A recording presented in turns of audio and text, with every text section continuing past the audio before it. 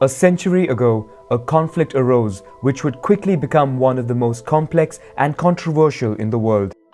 A conflict between two very different people for the same territory. To understand its origins, let's retrace the history of the Jewish people on a map. The Israeli-Palestinian conflict will be explained in a following video.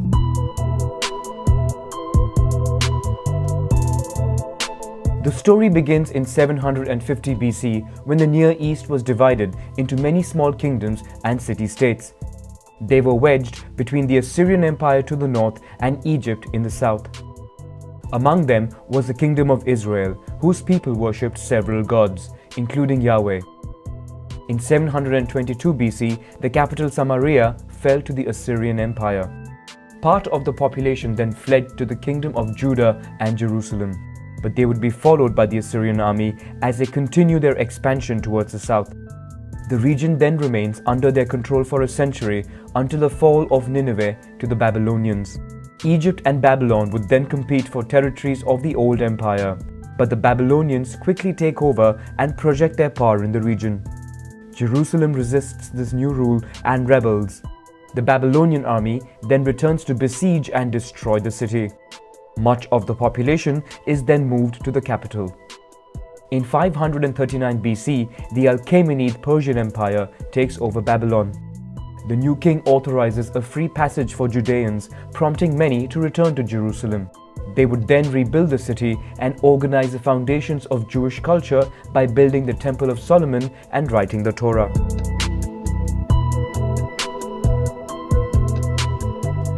In 334 BC, the ambitious young Macedonian king Alexander the Great set out with his army to conquer the known world. In just over 10 years, he rakes up a huge territory and builds many cities. But exhausted by conquest, he died at age 32 in Babylon without an heir of governing age. The empire was then divided by his generals into various Hellenic kingdoms. Judea came under the control of the Ptolemaic dynasty.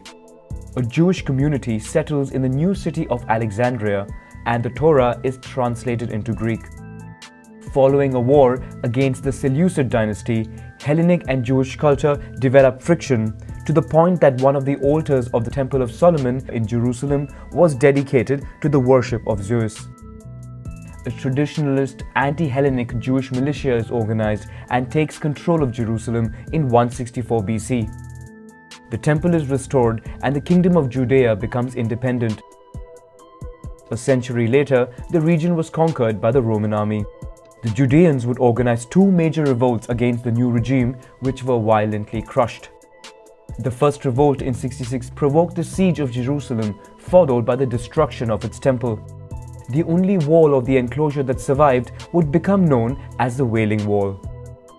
During the second revolt, the city was razed and a great part of the population slaughtered. This time, the Jews were forbidden a safe passage to Judea.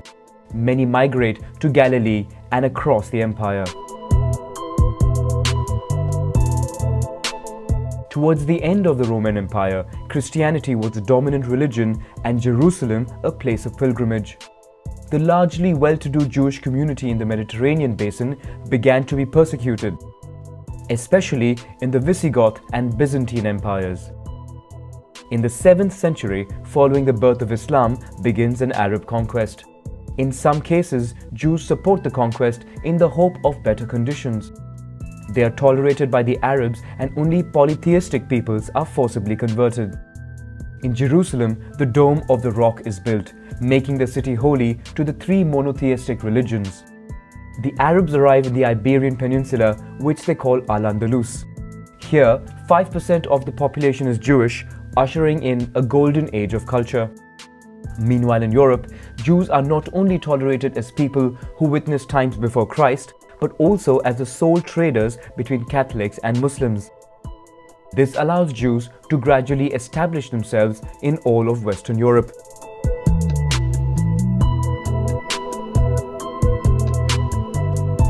In the 11th century, the Seljuk Turks, a Central Asian people, began their expansion and reached Jerusalem. They persecute Christians and forbid pilgrimages to the city.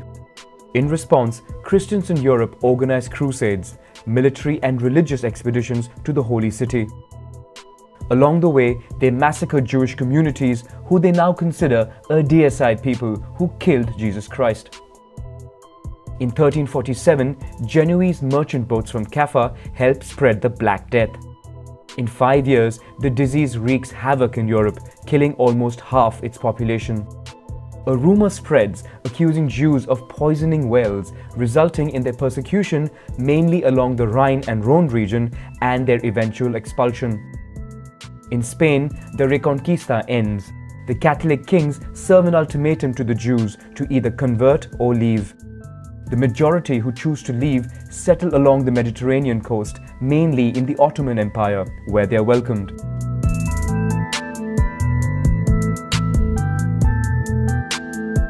The Poland-Lithuania Commonwealth becomes a haven for Jews from Western Europe due to favorable migration policies. In the 17th century, the region hosts more than 300,000, or about half of the Jews in the world. But everything changed in 1648 with the revolt of the Cossacks' Ukrainian presence against the nobility and the Jews.